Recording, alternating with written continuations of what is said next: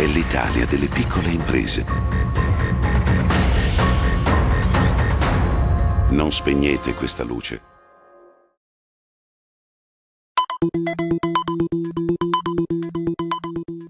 Presentata in settimana la 26esima edizione del Festival Nazionale Maschera d'Oro, dedicato al teatro amatoriale e abbinato al premio Faber, promosso 20 anni fa dalla Confartigianato di Vicenza.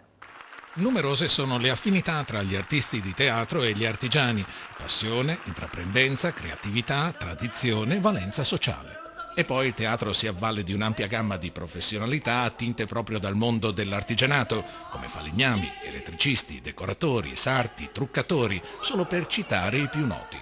Motivazioni che spinsero la Confartigianato di Vicenza 20 anni fa a promuovere un proprio riconoscimento, il premio Faber Teatro, attribuito ai vincitori dell'annuale Festival Maschera d'Oro, realizzato da Fita e Regione Veneto, con la collaborazione di Provincia, Comune e Artigianfi di Vicenza.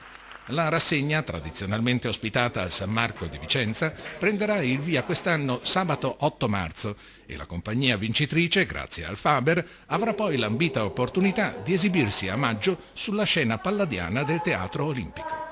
Il programma di quest'anno è uno tra i migliori di tutti questi 23 anni e direi che è stato scelto per caso sulla base della qualità delle commedie, degli spettacoli, ma poi si è configurato come un cartellone altamente significativo del passato, del presente, dell'attualità, dell'impegno, dello svago e tutto.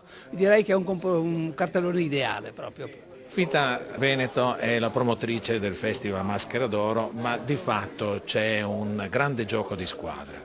Direi di sì, il gioco con molti enti, in primis metto la Regione, la Provincia e il Comune e non dimentico ovviamente la Confartigianato Vicenza, associazione imprenditoriale che credo sia da lodare per l'impegno che svolge a favore della cultura. Abbonamenti disponibili nella sede Fita regionale in Stradella delle Barche 7 a Vicenza.